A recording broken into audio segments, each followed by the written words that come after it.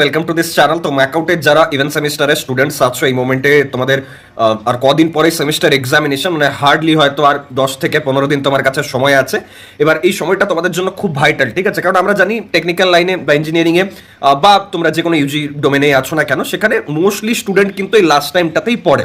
এবার এটাতে কোনো সমস্যা নেই, এটা পড়ে পর অনেকে পাসও হয়ে যায়, অনেকে আবার ভালো মার্কসও করে। কিন্তু এখানে একটা ফ্যাক্টর থাকে, সেটা হচ্ছে যে অনেক স্টুডেন্ট থাকে না যারা প্রথম থেকে একটু একটু করে পড়ে রাখে বা বেসটা তারা ক্লিয়ার করে রাখে, পরে গিয়ে পর মানে এই লাস্ট মোমেন্টটা তারা শুধু কি করে জোর দেয় এবং যেগুলো মানে কভার করা অলরেডি হয়ে আছে একটু একটু করে সেগুলোকে পুরো ভালোভাবে কভার করে। এবং নিউমেরিক্যাল যদি থাকলো বা কোডিং রিলেটেড কোনো যদি সাবজেক্ট থাকলো বা যদি কোনো চ্যাপ্টার, সেগুলোকে আরো ভালোভাবে আর কি কভার করে নেয়। That is the main strategy. কিন্তু এখানে আবার অনেক স্টুডেন্ট এরকম থাকে যারা কোনোদিনও মানে বই খাতা হয়তো খুলে দেখেনি বা সিলেবাসও কি এটাও জানতো না, তারাই লাস্ট মোমেন্টে পড়ে এবং দেখা যায় যে সেমিস্টারের পর তাদের সাপ্লি আসছে। এবার আমি তোমাদের এখানে একটা কথা বলতে চাই, ভালোভাবে শোনো। দেখো, ওয়েস্ট বেঙ্গলের যে টপ ইঞ্জিনিয়ারিং কলেজেসগুলো আছে সেখানে প্লেসমেন্টের সিচুয়েশন খুব একটা ভালো নয়।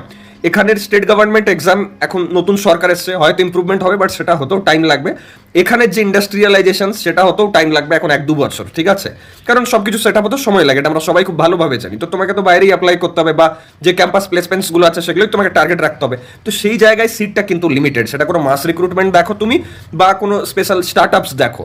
তো সেখানে যদি নিজেকে রাখতে চাও, নিজেকে যদি দেখতে চাও, তাহলে তোমাকে কিন্তু এক্সট্রা অর্ডিনারিভাবে এগোতেই হবে।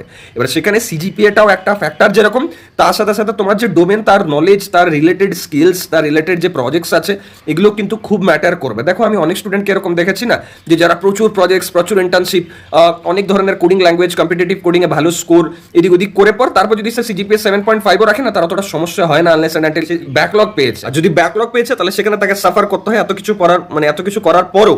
আর দ্বিতীয় কথা হচ্ছে, অনেক স্টুডেন্ট থাকে যারা কোনো কিছু করেনি সেরকম, শুধুমাত্র সিজিপিএটাকেই হয়তো মেনটেন রেখেছে, সেও কিন্তু কোথাও না কোথাও প্রিভিলেজ পায় ওই সিজিপিএটার জন্য। হয়তো তারা 1 মাস 2 মাস লাস্ট খেটে পর কোডিংটাকে যেমন তেমন করে দাঁড় করায়। এরকম মানে নানান ধরনের স্টুডেন্টসের সাথে আমি এখন অব্দি মিশেছি, কথা বলেছি। তো ওভারঅল বলছি যে please try to maintain CGPA from the very beginning, as well as নিজের যে ব্রাঞ্চের সাবজেক্টস আছে, ডোমেনের যে সাবজেক্টস আছে, সেটা নলেজটাকে এখন থেকে ক্লিয়ার করে রাখো, ঠিক আছে? কিভাবে করবে? এই যে সেমিস্টারের লাস্ট মোমেন্টে যে প্রিপারেশন, এটাই মেন টাইম। এখনই সব কিছু খাতায় নোট ডাউন করো, আমরা যে কোর্সের কন্টেন্ট দিচ্ছি সেগুলো দেখে পর বোঝার চেষ্টা করো। আচ্ছা, ডায়াগ্রাম এরকম হয়, আচ্ছা ফর্মুলাজ এরকম হয়, এগুলো দেখে পর বুঝে পর লেখো। এগুলো পরে কি হবে মনে থাকবে, এগুলোই তোমাকে পরে প্লেসমেন্ট পাওয়া হবে। ওকে, তো দেখা হচ্ছে নেক্সট ভিডিওতে। এরকম টাইপের ভিডিও আসতে থাকবে, সাজেশনস তো দিচ্ছি কোর্সের ভেতরে, চ্যানেলেও আসবে অনেক ভিডিও। তো তার জন্য চ্যানেলটা সাবস্ক্রাইব করে নাও। Thank you.